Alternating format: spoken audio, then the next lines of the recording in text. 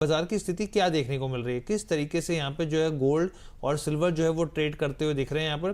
तो अगर आप यहाँ पे देखेंगे MCX, और अगर हम लोग दिखाएं आपको गोल्ड की स्थिति यहाँ पर, तो आपको पता चलेगा कि ये देखिए MCX में साफ तौर पे एक हल्का सा, बहुत ही स्लाइटली सा दबाव 1,51,000 के आसपास ट्रेड करता हुआ दिख रहा है गोल्ड।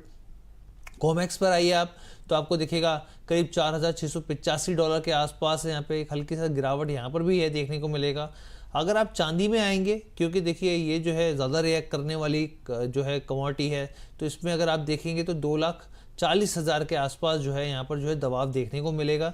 करीब करीब यहाँ पर देखिए आधे प्रतिशत के आसपास की गिरावट है, और यही अगर आप कॉमेक्स पे भी देखेंगे $74 प्रति ऑन्स के आसपास आधे प्रतिशत की गिरावट यहाँ पर देखने को मिल रही है। यानी कि कंसोलिडेशन का मूड माहौल है, दबाव है हल्का फुल्का यहाँ पर, इस तरीके से जो है मार्केट ट्रेड कर रहे हैं। अब हम लोग कुछ रिपोर्ट्स के ऊपर बात करना चाहूँगा मैं सबसे पहले, और फिर हम लोग चर्चा की शुरुआत करेंगे यहाँ पर। तो सबसे पहले देखिए, मैं आपके पास गोल्ड ETF की होल्डिंग को लेकर एक रिपोर्ट आई है, वो आपके सामने यहाँ पे रखना चाहता हूँ। यहाँ पर ये रिपोर्ट क्या कहती है देखिए।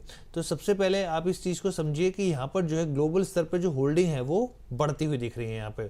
और यहाँ पे कार एज रेटिंग की एक रिपोर्ट आई है, उनका ये कहना है, ये हम लोग बाद में चलाएंगे, लेकिन पहले हाँ ये देखिए, जो ग्लोबल स्तर पर गोल्ड ETFs की जो है यहाँ पे होल्डिंग जो है 801 मैट्रिक टन की जो है बढ़ोतरी देखने को मिली है। होल्डिंग में अब तक की दूसरी सबसे बड़ी बढ़ोतरी है यहाँ पर अगर आप देखें तो। और यहाँ पे आप ये भी समझिए 12 साल के उच्च स्तर पर जो है यहाँ पर अगर आप देखेंगे तो जो कॉइन है बार है उसकी खरीद हुई है। वजह क्या है यहाँ पे? सेफ हेवन की मांग, पोर्टफोलियो का डाइवर्सिफिकेशन, ये एक बड़ी वजह बनकर उभरी है। और अगर आप यहाँ पर ETF के हिसाब से देखेंगे तो कैलेंडर ईयर 2025 में 16% तक ये बढ़ता हुआ दिखा है यहाँ पर। तो ये जो चीज़ है, सबसे पहले मैं अनुज गुप्ता जी आपके पास आना चाहूँगा यहाँ पे। जो ये रिपोर्ट आई है, आप इस रिपोर्ट को कैसे देख रहे हैं कि ETF गोल्ड ETFs की जो है वो होल्डिंग जो है वो लगातार बढ़ रही है, यहाँ पर क्या संकेत दे रहे हैं? देखिए, ETF के बढ़ने के जो संकेत है वो ये है कि जो स्मॉल इन्वेस्टर हैं, जो SIP करना चाहते हैं या जो छोटी अवधि में गोल्ड में पैसा लगाना चाहते हैं, उनका इनफ्लो मार्केट में आता हुआ दिख रहा है। और हमने देखा था जनवरी में गोल्ड सिल्वर ने लाइफ टाइम हाई बनाए थे, वहां से करेक्ट होते हुए दिखाई दिए, तो अब वो उस गिरावट का फायदा उठाना चाहते हैं, जिसका इम्पैक्ट वो अब देख रहे हैं कि हम गोल्ड ETF में अच्छी खरीदारी देखने को मिल रही है। तो म्यूचुअल फंड्स में जो हमने ETF में खरीदारी इनफ्लो आता हुआ देखा, ये इंडिकेट कर रहा है कि जो लोगों का इंटरेस्ट है वो डिजिटल गोल्ड की तरफ या गोल्ड ETF की तरफ काफी बढ़ता हुआ नजर आ रहा है। और अब लोग अपने पोर्टफोलियो में गोल्ड ETF को ऐड करते हुए नजर आ रहे हैं। और इवन अगर आप देखेंगे तो मैक्सिमम ये जो इनफ्लो आया है ये SIP के माध्यम से आया है, तो इसका मतलब लोग SIP के माध्यम से गोल्ड में पैसा लगाने को प्रेफर कर रहे हैं। ठीक है।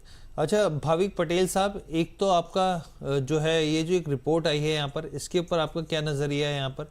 एक चीज़ ये, दूसरी चीज़ ये, मैं एक और चीज़ मैं रखना चाहता हूँ ज्वेलरी को लेकर। यहाँ पर ज्वेलरी को लेकर हिस्सेदारी में गिरावट देखने को मिली है, जो रिपोर्ट सजेस्ट करती है।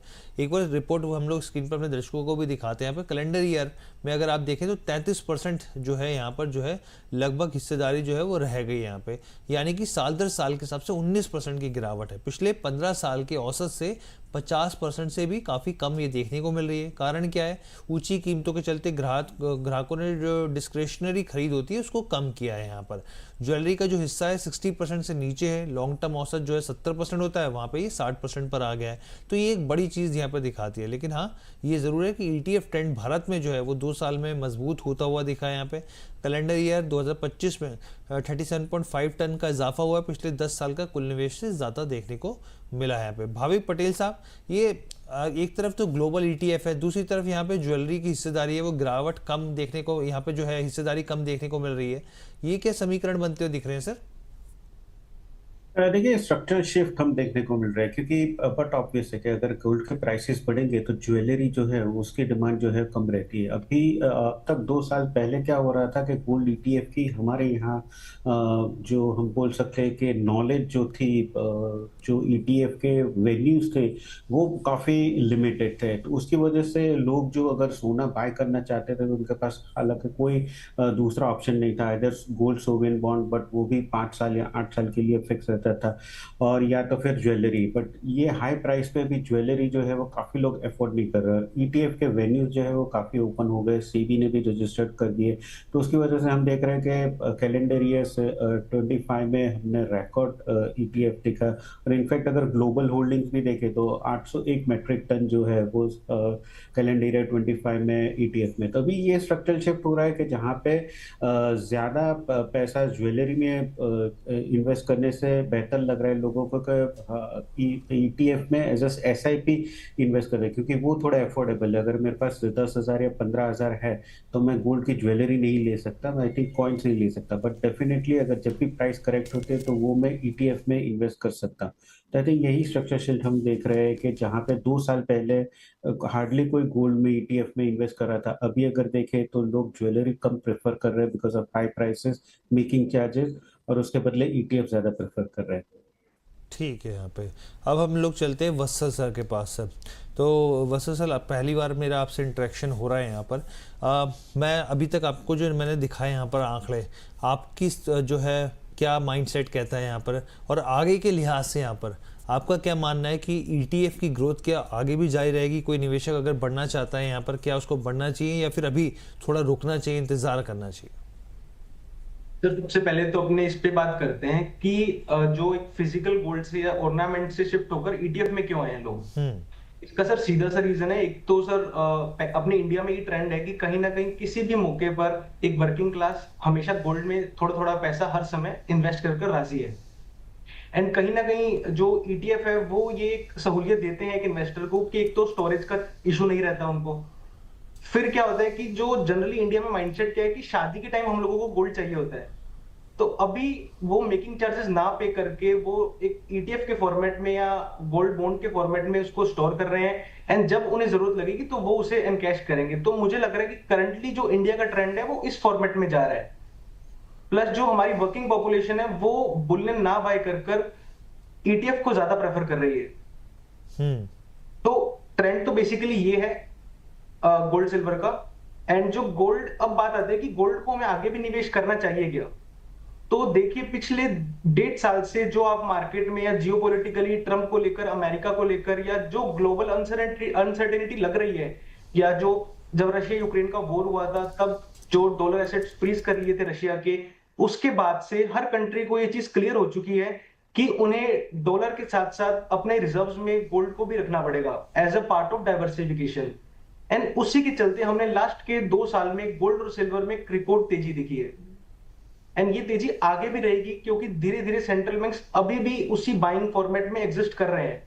कहीं पे भी उनकी डिमांड में कमी नहीं आई अभी तक। जो डिमांड एवरेज 500 टन होती थी पहले भी, वो सेंट्रल बैंक्स की जस्ट डबल हो चुकी है। एंड वहीं अगर मैं बात करूं गोल्ड की सप्लाई की, तो पिछले 7 सालों से जो गोल्ड की सप्लाई है वो भी लिमिटेड है। तो कहीं ना कहीं गोल्ड के अंदर कहीं भी हमें बड़ी सप्लाई देखने को नहीं मिलेगी। ठीक है। तो एक चीज़ बताइए फिर, अगर मान लीजिए 1 साल के हिसाब से मैं नज़रिया लेके चलूँ तो गोल्ड वर्सेस ईटीएफ लेके चले फिजिकल गोल्ड के, तो फिर कहाँ ज़्यादा आपका रुझान है? आपका मानना क्या है कि कहाँ ज़्यादा इन्वेस्ट करना चाहिए, कहाँ बेहतर मुझे लग विकल्प? रहा है कि ईटीएफ ज्यादा प्रेफरेबल रहेगा। रीजन बीइंग जो हमारी इंडिया की यंग पॉपुलेशन है वो फिजिकली जाना कम प्रेफर करेगी एंड ईटीएफ को ज्यादा प्रेफर करेगी वो सिर्फ फॉर्मेट में। ठीक। अब हम लोग आगे बढ़ते हैं यहाँ पर, और भाविक जी के पास में आना चाहूँगा। भाविक जी, एक चीज़ समझाइए हमारे दर्शकों को, ये पूरा जो घटनाक्रम ट्रम्प को लेकर हो रहा है यहाँ पर, ईरान को लेकर हो रहा है यहाँ पर, कि भाई खबरें ये थी कि भाई बातचीत निकल के होगी, यहाँ पे एक पेशकश की गई ईरान की तरफ से, यहाँ पर ये देखिए प्रस्ताव दिया गया था खोलने का, और प्रस्ताव को लेकर जो है चर्चा जो है अमेरिका में कहा कि भाई हम लोग चर्चा करेंगे इसके ऊपर। लेकिन ये जो खबर निकल के आ रही है कि बहुत ज़्यादा खुश नहीं है ट्रम्प इस चीज़ों को जो पेशकश की गई है। उनका कहना है कि हमारा जो असली अल्टीमेटम है, जो हमारा जो पूरा फोकस है वो है कि भाई हथियारों को जो है वो न्यूक्लियर हथियारों को जो है उसके ऊपर पाबंदी लगाई जाए, उसको यहाँ से ईरान से हटाया जाए यहाँ पर। लेकिन सर वहाँ पर बात बनती हुई नहीं दिख रही है, वहाँ पर पेच जो है वो दिख रहा है। आप कैसी स्थितियां देख रहे हैं ग्लोबल अनसर्टेनिटी के लिहाज से यहाँ पर गोल्ड और सिल्वर के को अगर देखना हो तो? देखिए इनिशियली पे ये जब तक ये जो कॉन्फ्लिक्ट रहेगी तब तक मुझे नहीं लग रहा कि गोल्ड और सिल्वर में ज़्यादा तेज़ी रहेगी, क्योंकि देखिए ये कॉन्फ्लिक्ट की वजह से जब तक स्ट्रेट ऑफ हॉर्मुज़ क्लोज है तब तक हम देखेंगे कि क्रूड के प्राइसेस है वो एलिवेटेड रहेंगे और उसकी वजह से महंगाई जो है वो कंटिन्यू रहेगी, जो अगेन सेंट्रल बैंक के लिए सेंट्रल बैंक जो है वो रेट कट नहीं करेंगे। गोल्ड और सिल्वर के लिए थोड़ा नेगेटिव है और यूजुअली ये भी रहता है कि सिल्वर के लिए एक एनवायरनमेंट ऐसा कंडक्टिव होना चाहिए कि जहाँ पे इकोनॉमी एक्सपांड हो, क्योंकि सिल्वर जो है वो 60% इंडस्ट्रियल मेटल है। तो अभी के लिए हमने देखा है जब से वॉर शुरू हुआ तब से गोल्ड और सिल्वर थोड़े लैगर्ड है और मैं एक्सपेक्ट कर रहा हूँ कि ये कंटिन्यू रहेंगे जब तक कोई पीस स्टॉक में ब्रेक थ्रू नहीं होता, तब तक मुझे नहीं लग रहा गोल्ड और सिल्वर में कोई तेजी आएगी। और अभी के लिए देखें तो कोई भी कॉमन पॉइंट मिल नहीं रहा है, जहाँ पे यूएस की डिमांड है और ईरान की डिमांड है वहाँ पे कोई कॉमन नहीं है। तो मुझे लग रहा है कि ये अनसर्टेनिटी कंटिन्यू रहेगी, शायद यस वापस से आई थिंक जो वॉर है वो नहीं होगी, बट अगेन ये जो हम देख रहे हैं कि अभी के लिए सीज फायर है वो कंटिन्यू रहेगी और जो बातचीत है वो शायद चलेगी। बट शॉर्ट टर्म में मेरा गोल्ड और सिल्वर के लिए अभी भी ट्रेंड जो है वो एक्सपेक्ट कर रहा हूँ कि थोड़ा नेगेटिव है, जब तक कोई पी स्टॉक की पॉजिटिव ब्रेक थ्रू नहीं होती तब तक। ठीक है। अच्छा अनुज जी, मैं आपके पास आना चाहूँगा क्योंकि इस समय जो बड़ा ट्रिगर था वो था बैंक ऑफ जापान का। अब जो अभी तक जो खबर निकल के आ रही है, जो मौद्रिक नीति को लेकर उन्होंने जो था वो अनचेंज रहा है, कोई बदलाव नहीं किया है उन्होंने। उनका साफ तौर पे कहना है कि भाई जिस तरीके से मध्य पूर्व में तनाव है, बढ़ती कच्चे तेल की कीमतें हैं, उसको देख के महंगाई का उन्होंने अनुमान तो अपना बढ़ा दिया है, लेकिन अभी उन्होंने कहा कि भाई ठीक है अभी हम थोड़ा रुकते हैं, यहाँ पर 6 से 3 वोट जो है उसका निर्णय लिया गया यहाँ पे और करीब जो है 0.75 के आसपास इसको बनाए रखा गया है। आप कैसे देख रहे हैं, क्योंकि अब तो फेड का फैसला भी आएगा, शुरू होगी यहाँ पे तमाम चीज़ें, यहाँ पे बैंक ऑफ इंग्लैंड का भी फैसला आता हुआ दिखेगा यहाँ पे इस हफ्ते, काफ़ी बड़ा ये जो है इस हफ्ते इंपॉर्टेंट रहेंगे ट्रिगर्स। किस लिहाज से देखा जाना चाहिए यहाँ पर? देखिए डेफिनेटली जो क्रूड के प्राइस इंक्रीज हुए हैं उससे इन्फ्लेशन का फियर खाली जापान में नहीं सभी इकोनॉमी में है, चाहे वो यूएस हो, चाहे वो इंग्लैंड हो, चाहे वो यूरोपियन हो, चाहे वो इंडिया हो। तो आपने हमने देखा कि पिछले 2-3 महीनों में जो भी सेंट्रल बैंक्स की मीटिंग हुई है सभी ने अपने स्टांस फ्लैट रखे हैं, क्योंकि मॉनेटरी टाइटनिंग यहाँ पर बहुत जरूरी है। इन्फ्लेशन बहुत इंक्रीज हो सकता है क्योंकि क्रूड के प्राइस अगर आप देखिए कंटिन्यूसली इंक्रीज हो रहे हैं, तो यहाँ पे हो सकता है कि आने वाले दिनों में bank of Japan interest rate और यहाँ पे बढ़ाता हुआ नजर आए। हालांकि अभी तो फ्लैट रखे हैं, तो यहाँ पर हम देखेंगे कि मॉनेटरी टाइटनिंग के चलते इंटरेस्ट रेट में आपको बढ़ोतरी भी देखने को मिल सकती है। तो हमें लगता है कि अब जो फेडरल रिजर्व की मीटिंग है यहाँ पर शायद वो इंटरेस्ट रेट फ्लैट रखते हुए नजर आए, या फिर क्योंकि हालांकि उन्होंने एक बार बोला था कि इस साल वो एक बार इंटरेस्ट रेट कट करेंगे, कट करेंगे बट मुझे जी। लगता नहीं है कि वो इंटरेस्ट रेट कट करेंगे। यहाँ पर हो सकता है कि फ्लैट ही रखें, तो चांसेस पूरे पूरे फ्लैट रखने के हैं और साथ में मॉनेटरी टाइटनिंग को लेके भी यहाँ पे डिस्कशन होता हुआ दिखाई देगा। बिल्कुल सर, 2 शॉर्ट हम फटाफट से क्वेश्चन जो हमारे दर्शकों के हैं गोल्ड के ऊपर हम लोग कवर कर लेते हैं। एक सुवित गुप्ता जी कह रहे हैं यहाँ पर कि सिल्वर ईटीएफ डाउन जाएगा और या फिर अप, और कहाँ तक डाउन हो सकता है, क्या आपकी सलाह रहेगी यहाँ पे? तो वत्सल जी जरा सजेस्ट कीजिए, हमारे दर्शक हैं ये सिल्वर ईटीएफ को लेकर नजरिया जानना चाह रहे हैं। सर अपना अनम्यूट कीजिए ऑडियो को सर। देखिए अगर मैं सिल्वर की बात करूं तो सिल्वर एक इंडस्ट्रियल मेटल में काउंट होता है जी। एंड कहीं ना कहीं हमने जो रैली देखी सिल्वर में वो एक्सट्रीम थी बहुत ज्यादा। जी। तो कहीं ना कहीं मुझे लग रहा है कि सिल्वर एक टाइम वाइज कंसोलिडेशन में जा चुका है एंड हमें यहां से कोई बड़ी अपमूव नहीं एक्सपेक्ट करनी चाहिए। ऑल्दो सिल्वर के नीचे के लेवल्स अभी भी खुले हैं, सिल्वर हो सकता है कि इस साल हमें 2 लाख तक के लेवल्स भी शो कर दे बाय ईयर एंड, बट अभी फिलहाल के लिए सिल्वर एक नो ट्रेडिंग जोन में है। तो अगर आपने ईटीएफ पहले से बाय किया हुआ है तो उसे आप होल्ड करके चल सकते हैं, बट कोई भी फ्रेश पोजीशंस मैं रिकमेंड नहीं करता इन प्राइसेस पे सिल्वर के लिए।